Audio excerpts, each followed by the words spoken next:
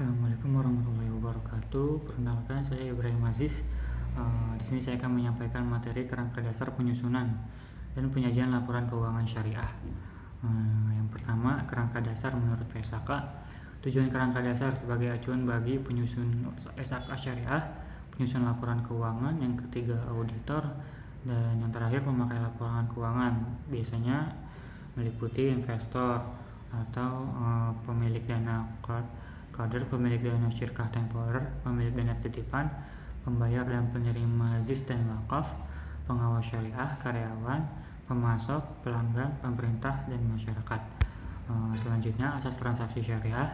Yang pertama, persaudaraan, ukhuwah, yang berarti akuntansi syariah berasaskan ukhuwah, memiliki makna bahwa akuntansi syariah menjunjung tinggi nilai kebersamaan dalam memperoleh manfaat ekonomi.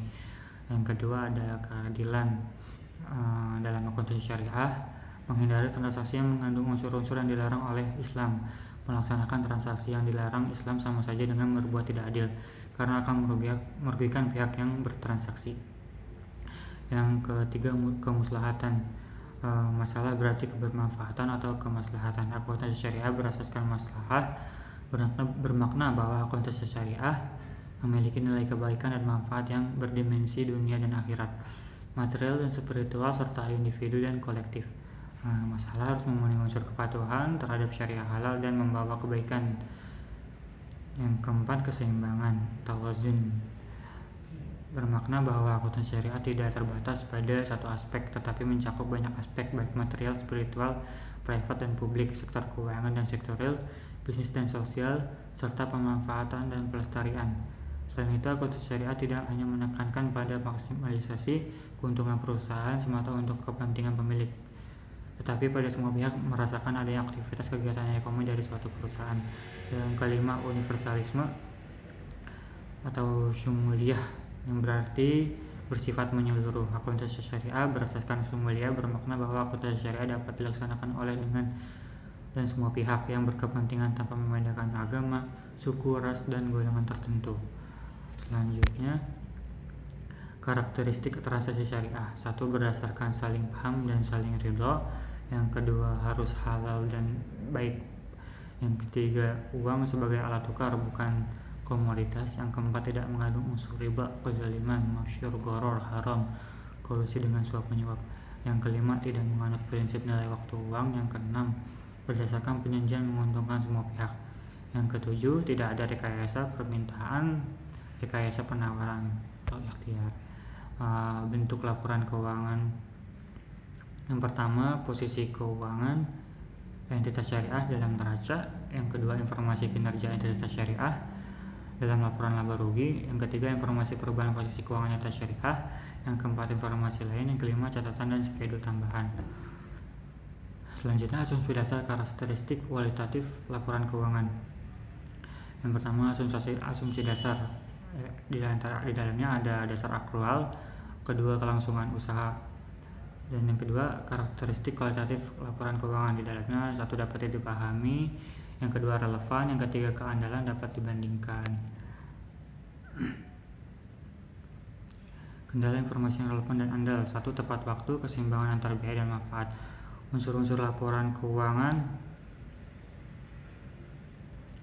Laporan keuangan yang relevan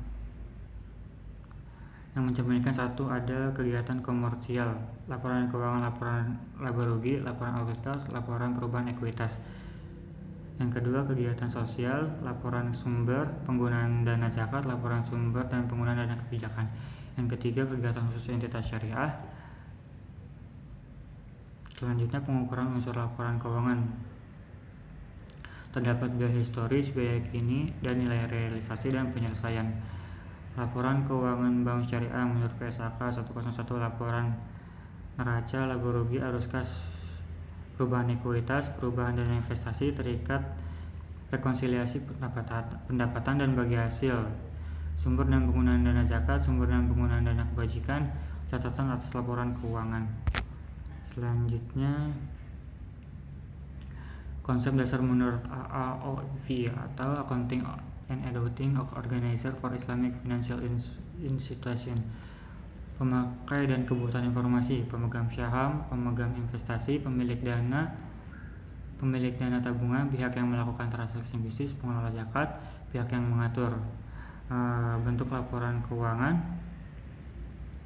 biasanya meliputi laporan perubahan posisi keuangan, laba rugi, perubahan ekuitas, arus kas, perubahan investasi yang dibatasi, ekuivalen, sumber dan penggunaan dana zakat, dan dana sumbangan sumber penggunaan dana kertasan.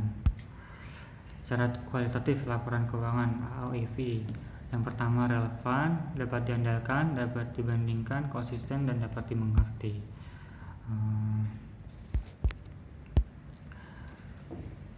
Demikian pembahasan materi dari saya. Kurang lebihnya mohon maaf. Assalamualaikum warahmatullahi wabarakatuh.